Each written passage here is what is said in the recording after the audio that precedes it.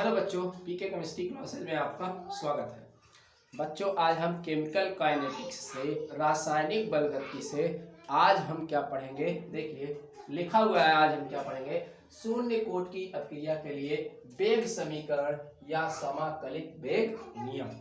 आज इसको हम पढ़ेंगे, देखेंगे शून्य कोट की अपक्रिया का वेग स्थिरांक का समीकरण क्या है, समाकलित वेग नियम क्या है। इसके पहले मैंने आपको पीछे बताया था वेग नियम क्या होता है। तो आज हम देखेंगे ये समीकरण। इंग्लिश में कहें इसको तो रेट इक्वेशन और integrated rate law for a zero order reaction. तो देखते हैं शून्य कोट की अपक्रिया क्या होती है।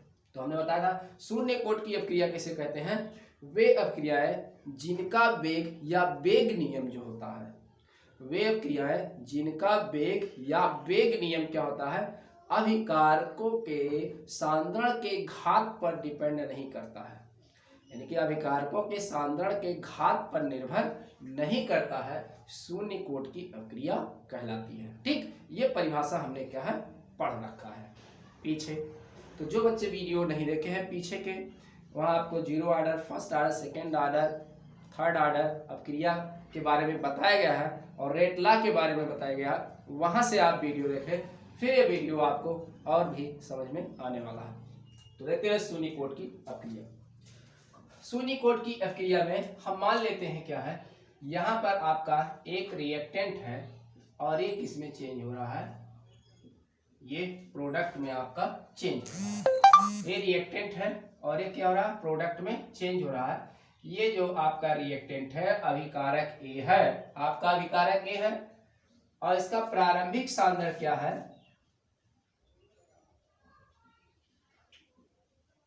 प्रारंभिक सांद्रण इसका हम मान लेते हैं क्या है, A active mass nought. A active mass nought है, यानी कि ए एक्टिव मास 0 आप चाहे कह लीजिए। इसका सांद्रण प्रारंभिक में टी समय पर सांद्रण, यानी कि टी समय पर इसका सांद्रण क्या होगा, जो अभिकारक ए है प्रोडक्ट में चेंज होगा।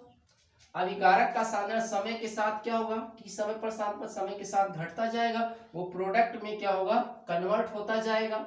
तो ए का सांद्रण तो यहाँ घटता जाएगा, समय बीतने के साथ साथ ए का सांद्रण आपका घटेगा, सांद्रण तो घटेगा ही।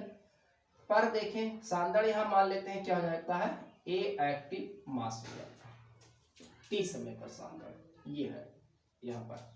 जरा देखते हैं इसके मोलों की संख्या क्या है, एक ही है। तो शून्य कोट की अपक्रिया अभिकारकों के घात पर तो डिपेंड नहीं करता इसका सांद्रण। तो इसका रेट आप जो लिखेंगे, इस समीकरण के लिए जो रेट लिखेंगे ये प्रोपोर्शनल होगा जो अभिकारक ए है इसके घात, यानी कि प्रारंभिक सांद्रण के घात 0 पर डिपेंड करेगा। ठीक, रेट। अच्छा, रेट को हम किससे दिखाते हैं, रेट को हम जो है आर से दिखाते हैं।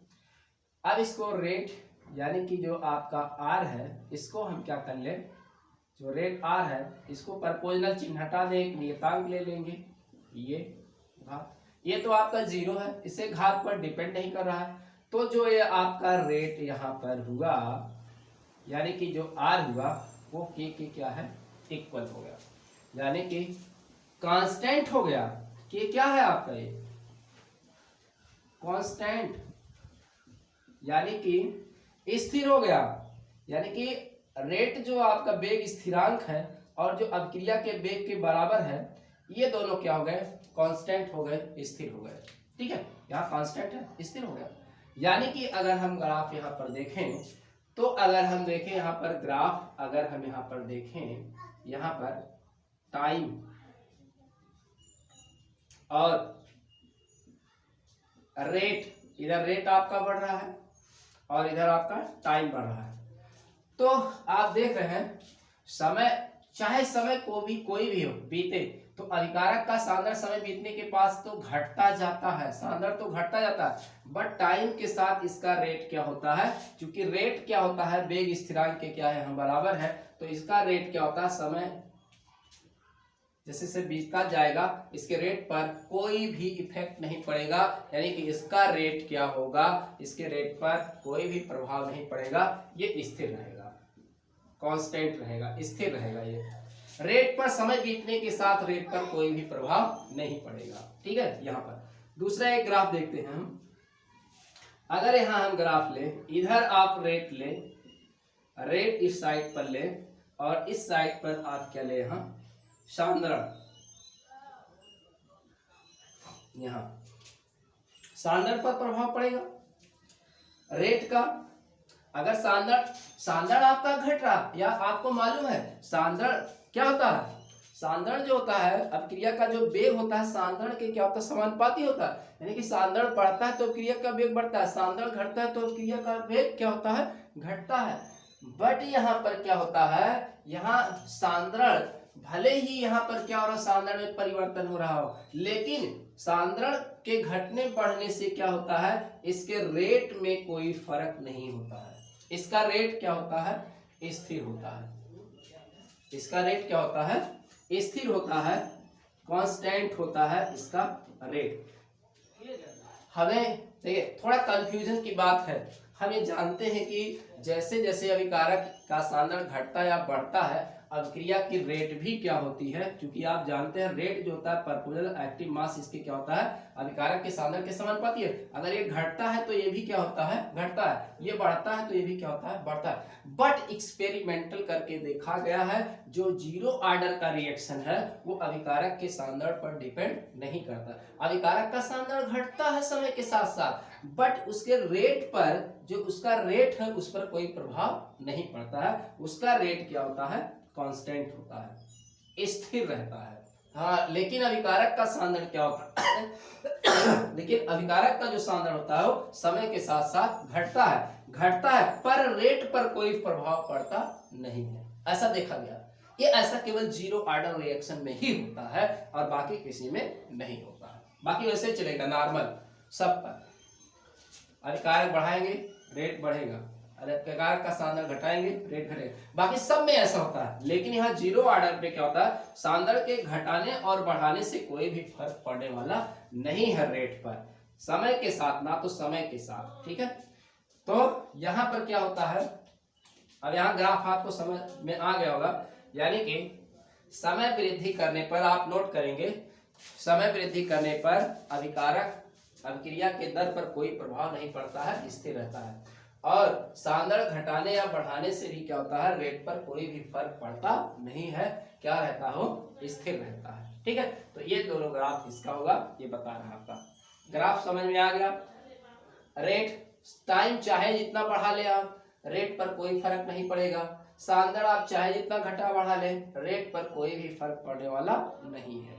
हाँ, बट ये थोड़ा कंफ्यूजन की बात है, अभिकारक का सांद्रण समय के साथ जरूर घटता जाएगा, अभिकारक का सांद्रण जरूर घटेगा यहाँ, लेकिन सांद्रण घटने या बढ़ने से रेट पर कोई भी इफेक्ट नहीं पड़ेगा, रेट हमेशा क्या होगा, स्थिर होगा। ठीक, ओके, चलते हैं आगे। अब क्या है, ये आपका जो यहाँ पर है, अब इस समीकरण को हम क्या करते हैं, आगे बढ़ाते हैं। ये आपका कांस्टेंट हो गया। तो अब रेट को हम कुछ और लिख सकते हैं, अब इस वाले रेट को हम कुछ और लिख सकते हैं। रेट क्या होता है आपका अभिकारक के लिए, यहां अगर यहां से रेट लिखें इस अभिकारक के लिए तो क्या हम लिखते हैं रेट, इसके लिए D A active mass by D T, ये माइनस, चूंकि अभिकारक के लिए क्या हम चिन्ह लेते हैं, माइनस लेते हैं, क्योंकि समय बीतने के साथ साथ अभिकारक के सांद्रण में क्या होती है, कमी होती है। तो ये आपका क्या होगा रेट, और ए आपके क्या हो गया के, बस हो गया। ये लिख सकते हैं हम यहाँ रेट के स्थान पर, ये आपका हो गया यहाँ। जरा इसको इधर भेज दीजिए, तो minus D A active mass equal two into क्या हो जाएगा के डी टी हो जाएगा, हो गया। समाकलन कर लीजिए,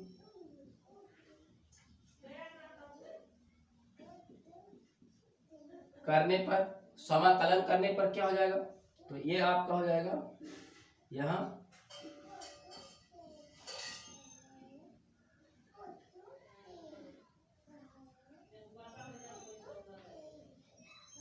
तो समाकलन करने पर डी सूक्ष्म हट जाएगा, ये डी सूक्ष्म क्या हो जाएगा, हट जाएगा। तो यहाँ आपका क्या बचा, ये यहाँ पर आपका क्या बच गया, ये माइनस ए का एक्टिव मास और इक्वल टू यहाँ क्या बचा आपका के और इंटू टी और प्लस आई।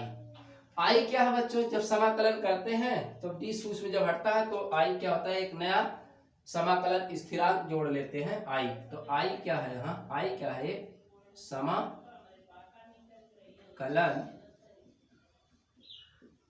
स्थिरांक है, दिख रहा है नीचे। ठीक, क्या है आई, एक समाकलन स्थिरांक है। इसको हम मान लेते हैं समीकरण 1 मान लेते हैं।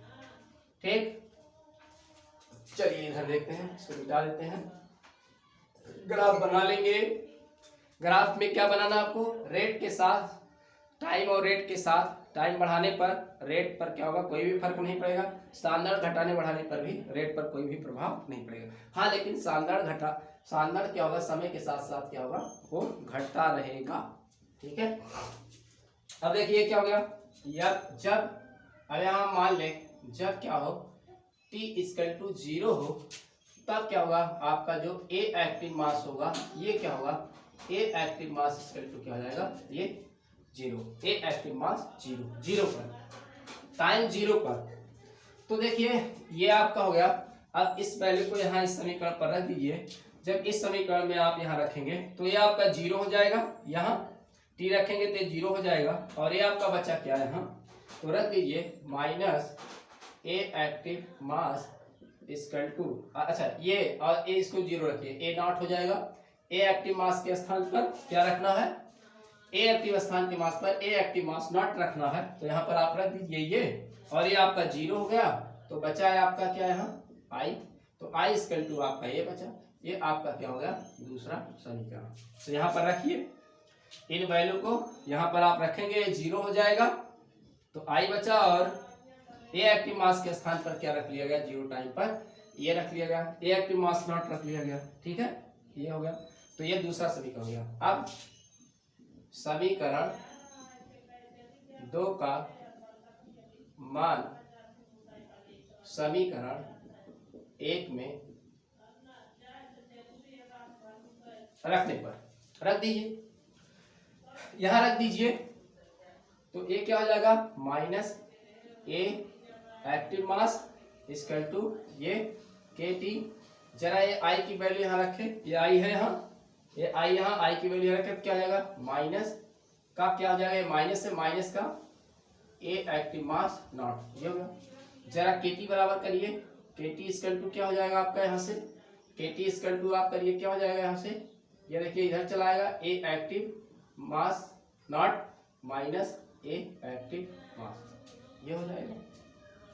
ठीक, और इसी को हम इस तरीके से लिख सकते हैं, के इक्वल टू अगर लिखेंगे आप तो क्या हो जाएगा, A active mass nought minus A active mass, ये और ये पूरा आप यहाँ ब्रैकेट लगाइए, बाई क्या हो जाएगा आपका यहाँ टी, ये टी नीचे आपका जाएगा। तो ये है आपका शून्य कोट की प्रक्रिया के वेग स्थिरांक का समीकरण। शून्य कोटि के अभिक्रिया के वेग स्थिरांक का समाकलित समीकरण है। ठीक है, यही है। तो देखिए स्टैंडर्ड का मात्रक क्या होता है, मोल पर लीटर टाइम का सेकेंड इनवर्स। तो अगर के का यूनिट हो तो यूनिट ऑफ के लिखें तो क्या होगा, मोल पर लीटर, और ये नीचे सेकेंड इनवर्स। निकाल चुके हो मात्रक पहले भी। ठीक है, यहाँ पर यानी कि के का जो मात्रक है वो समय के मात्रक पर डिपेंड करता है, के का जो मात्रक है वो स्टैंडर्ड के मात्रक पर निर्भर करता है। के का मात्रक समय के मात्रक पर डिपेंड करता है, के का मात्रक समय के मात्रक पर डिपेंड है, के का मात्रक स्टैंडर्ड के मात्रक पर डिपेंड कर रहा है। ठीक, ये होगा। ओके, नोट कर लीजिए।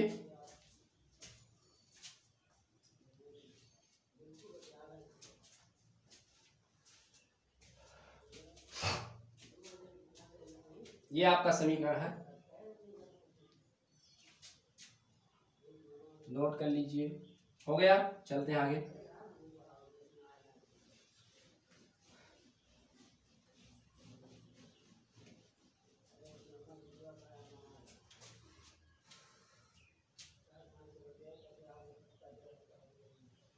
हो गए,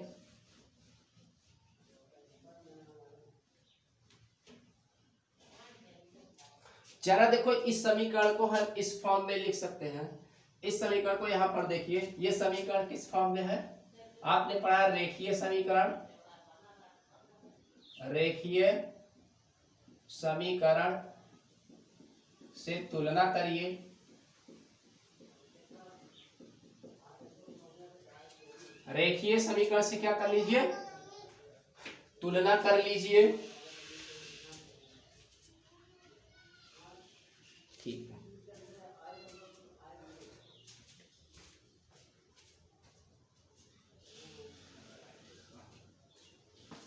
रेखीय समीकरण से आप तुलना कर लेंगे, लाइट ज्यादा थी तो तुलना कर लेंगे। तो इसको आप यहां से देखिए, क्या है आपका रेखीय समीकरण? क्या है? y इक्वल टू या x प्लस क्या होता है? c होता है। जरा इसकी तुलना करें यहाँ, तो ये वाला आप क्या होगा यहाँ पर kt। अच्छा, इस समीकरण को हम ऐसा भी लिख सकते हैं आगे चलकर, a active mass equal to minus kt का प्लस a एक्टिव मास 0, ऐसा भी लिख सकते हैं इसको, इस समीकरण को ऐसा भी। अब देखिए, यही आपका क्या है? ये y अक्ष पर है, ये आपका t क्या है? x अक्ष पर है, और c आपका क्या है? इंटरसेप्ट। क्या है? इंटरसेप्ट, अंतःखंड। इंटरसेप्ट यानी कि अंतःखंड है ये आपका। और ये यम क्या आपका हुआ? स्लोप। यम क्या हुआ? ये आपका स्लोप। यम स्लोप हो गया आपका, यहाँ पर ढलान स्लोप हो गया इस समय के अनुसार। तो अगर ग्राफ खींचे यहाँ पर हम इसके लिए, फिर इस साइड में आपका क्या होगा? कंसंट्रेशन। इस साइड पर क्या होगा? और इधर क्या होगा आपका? टाइम। इधर टाइम के बीच और इधर कंसंट्रेशन क्या है? ए के बीच। जो ए है ये यहाँ, ये एक्स अक्ष पर है, और ये आपका वाई अक्ष पर, वाई अक्ष पर ये। तो इसका जो ढलान चूंकि ये माइनस का है, तो माइनस का ग्राफ कैसे मिलेगा आपको? ऐसे, इस तरीके से ग्राफ मिलेगा, है ना? ऐसा इसका क्या होगा? आपका ग्राफ मिलेगा। ठीक, ये आपका थीटा कोण है। तो इसकी जो स्लोप होगी, ढलान होगी, वो क्या होगा? tan theta equal to minus K का, माइनस के का होगा ये स्थिरांक के साथ यहाँ। और ये जो आपका यहाँ कटान है, ये आपका क्या होगा? ए एक्टिव मास क्या होगा? नॉट, ये आपका होगा यहाँ इंटरसेप्ट से ये।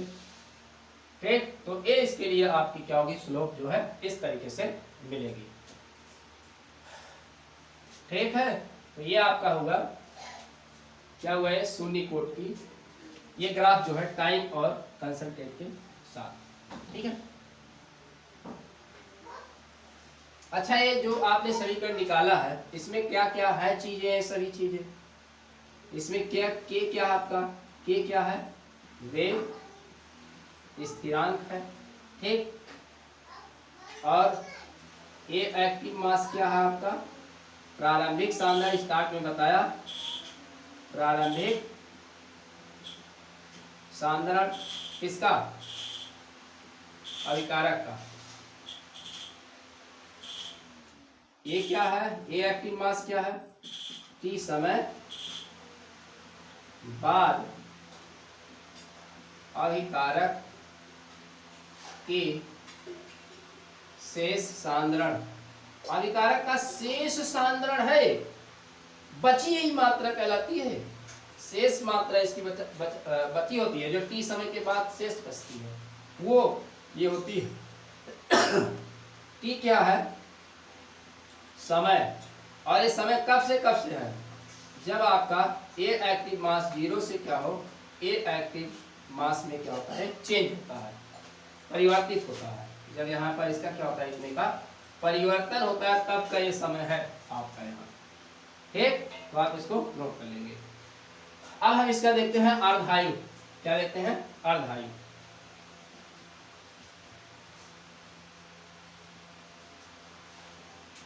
अर्ध आयु नोट कर लीजिए, हेडिंग लगाइए अर्ध आयु। अर्ध आयु काल क्या है? अर्ध आयु काल लिख सकते हैं, अर्धायु अर्धायु काल, half life period.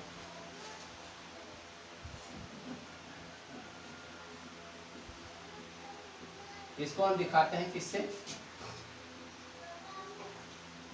T half से, अर्धायु काल का। तो अर्धायु काल आपका क्या होगा? अर्धायु काल में जो टी है, टी के स्थान पर आप लिखेंगे टी हाफ, और जो आपका ए एक्टिव मास है इसके स्थान पर क्या लिखेंगे? प्रारंभिक सांद्रता। जो शेष मात्रा ए है, प्रारंभिक सांद्रता क्या होगा? आधा बचेगा। अर्धायु काल का डिफिनेशन क्या होता है? अर्धायु काल देखिए वह समय जिसमें अभिकारक का सांद्रण अपनी प्रारंभिक सांद्रण का आधा शेष रह जाता है, उस प्रक्रिया का अर्ध आयु कहलाता है। ठीक, ये अर्धायु काल की परिभाषा। तो यही तो हुआ, टी को आप लिया और प्रारंभिक सांद्रता क्या रहता है? शेष आधा। प्रारंभिक सांद्रता शेष आधा रह जाता है अर्धायु काल। जैसे मान लीजिए कोई पदार्थ अगर 100 ग्राम है तो अपने वो एक अर्धायु पर, एक टी हाफ पर इसका आधा बचेगा, यानी कि ये 50 ग्राम बचेगा। फिर अगले अर्धायु पर एक कितना बचेगा? 25 ग्राम बचेगा। ठीक है, आधा शेष बचेगा, आधा खत्म, आधा शेष बचेगा। तो वही चीज यहाँ कह रहा है। तो रख लीजिए इस समीकरण में ये वैल्यू। तो यहाँ पर आपका क्या हो गया? ये अरे जो आपका समीकरण है इसको आप क्या लिख सकते हैं? इस वाले समीकरण को इसी में रखना है। इसको समीकरण में रखिए, के इक्वल टू आप क्या लिख सकते हैं यहाँ पर? ये active mass minus A active mass, ये आपका है, और आपका ये क्या है? टी नीचे है। तो ये आपका यहाँ रख दीजिए, क्या हो जाएगा? टी के इक्वल टू क्या हो जाएगा आपका? यहाँ ए एक्टिव मास, ये आपका ए एक्टिव मास नॉट, और ये आपका माइनस क्या है? A active mass not by क्या हो गया? 2। ये हो गया बाई क्या हो गया आपका? टी के स्थान पर क्या हो गया आपका? टी हाफ हो गया। अच्छा, टी हाफ को चाहे इधर आप करिए, इधर इसको हल करेंगे तो ये 2 हो जाएगा, 2 में से घट जाएगा, 1 बचेगा, और ये आपका 2 नीचे चला आएगा, तो ये बच जाएगा आपका के का, यानी कि ए एक्टिव मास नॉट बाई क्या हो जाएगा? 2 टी हाफ, या टी हाफ आपको निकालना है। टी हाफ इसका टू क्या हो जाएगा? ए एक्टिव मास का बाई 2 ए, यही है। शून्य कोट की अभिक्रिया के अर्धायु काल और वेग स्थिरांक में संबंध। तो ये शून्य कोट की अभिक्रिया के अर्धायु काल और वेग स्थिरांक का क्या है? समीकरण है। क्या संबंध होगा? जैसे जैसे अभिकारक का प्रारंभिक सांद्रण क्या होगा? बढ़ेगा, अर्धायु काल भी बढ़ेगा। ठीक है, यानी कि अभिकारक का प्रारंभिक सांद्रण बढ़ने पर अर्ध आयु भी क्या होता है? बढ़ता है। क्यों? क्योंकि ये इसके समानुपाती में है। टी हाफ अभिकारक के प्रारंभिक सांद्रण के क्या है? समानुपाती है, यानी कि टी हाफ प्रोपोर्शनल क्या है आपका ए एक्टिव मास, इसके समानुपाती है। ये बढ़ेगा ते भी बढ़ेगा, ये घटेगा ते भी घटेगा। ठीक है, तो ये चीज यहाँ पर आपको यही दिखाया गया है, लिखा गया है। ठीक है, अर्धायु का मात्रक क्या होगा, यहाँ यूनिट ऑफ टी हाफ क्या होगा, सेकंड, सेकंड, मिनट, आवर्स, कुछ भी, ईयर, जैसा दिया हो उस तरीके से लिख सकते हैं। हो गया।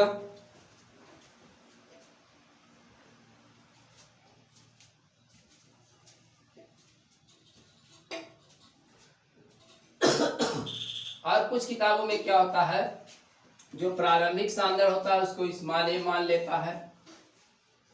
कुछ किताबों में क्या होता है, जो प्रारंभिक सांद्र होता है उसको स्मॉल ए मान लेता है, इस तरीके से हल किया होता है। यानी कि आपका ए एक्टिव मास जो नॉट है इक्वल टू ए मान लेता है, तब यहाँ आपका टी हाफ कैसे लिख जाता है, T half equal to A by क्या हो जाता है 2k, इस तरीके से।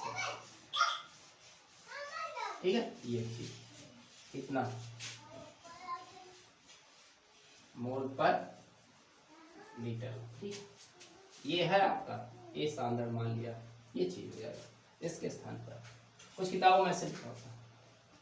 याद रहे, शून्य कोट की अपक्रिया का अर्धायु काल अभिकारक के प्रारंभिक सांद्र के क्या होता है, समानुपाती होता है। ये एकदम आपको याद रहे, क्योंकि ये चीज जो है बोर्ड परीक्षा में, ये बोर्ड में जो है बहुत बार ऑब्जेक्टिव क्वेश्चन के रूप में पूछा गया है। और जबकि आप फर्स्ट ऑर्डर का जवाब पढ़ेंगे, जब आप प्रथम कोट की अभिक्रिया का पढ़ेंगे अर्धायु काल, तो ये टी हाफ जो होगा, ये जो होगा इसके घात पर डिपेंड नहीं करती है, इसके सांद्र पर डिपेंड नहीं करती। अर्धायु काल प्रथम कोट की अभिक्रिया का अर्धायु काल होता है, ये प्रारंभिक सांद्र पर निर्भर ही नहीं करता। आगे हम देखेंगे ये चीज। देखिए दोनों में कंफ्यूजन है, बच्चे ज्यादा समझते हैं कि प्रथम कोट की अभिक्रिया है, चलो ये डिपेंड करेगा सांद्र पर, ये शून्य कोट की अभिक्रिया ये नहीं डिपेंड करेगा। लेकिन एक्चुअल है क्या, शून्य की कोट की अभिक्रिया आपकी डिपेंड कर रही है, क्योंकि इसमें देखिए सांद्र के पद हैं, लेकिन ये सांद्र का पद आप देखने को नहीं पाएंगे, प्रथम कोट की अभिक्रिया में आप नहीं पाएंगे। तो ये देखिए दोनों में कंफ्यूजन है, तो ये शून्य कोट की अभिक्रिया के लिए है और ये प्रथम कोट की अभिक्रिया के लिए है। आगे हम इसको प्रूव करेंगे, आपको बताएंगे, तो इसको आप बढ़िया से इसको नोट में रखेंगे बात दिमाग में। ठीक है, ओके, चलिए। तो यह है आपकी शून्य कोट की अभिक्रिया, आपको पढ़ा दी गई है। तो बढ़िया से इस शून्य कोट की अभिक्रिया का अर्धायु काल जो है आप बढ़िया से याद करेंगे, क्या संबंध है इसको, इस केस में हमने यहाँ कर दिया। ठीक है, तो कुछ पुराने किताबों में अलग तरीके से दिया है, इसके केस में दिया है यहाँ, तो ऐसा ही आप कर सकते हैं। देख लेते हैं, अगर ना हो तो थोड़ा उस तरीके से हम आपको बता देते हैं। पुरानी किताबों में देता क्या है, कैसे, इस तरीके से देता है, देख लेते हैं।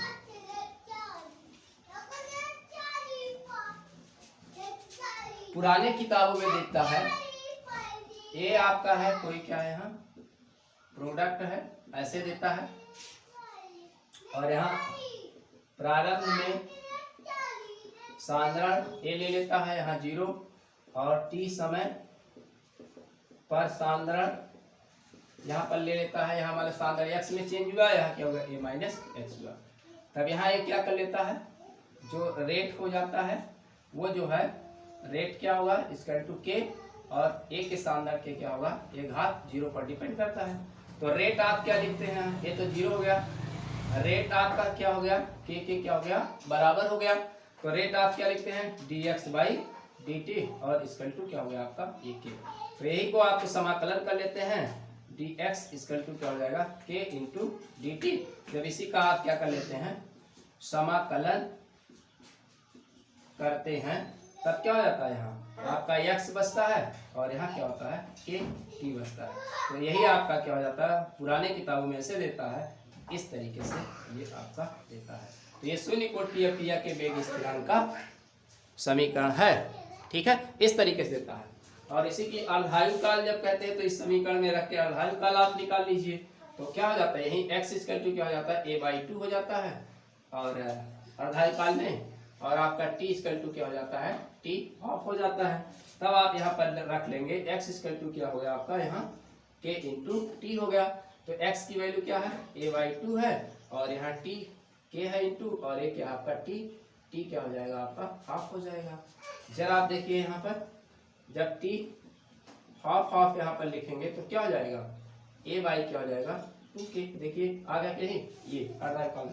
तो पुराने किताबों में इस तरीके से दिया होता है, तो नए तरीके से जैसे आपको बताया गया, पहले आपको नए तरीके से बताया, पुराने किताबों में आपका इस तरीके का है। ठीक है, तो आपको समझ में आ गया होगा।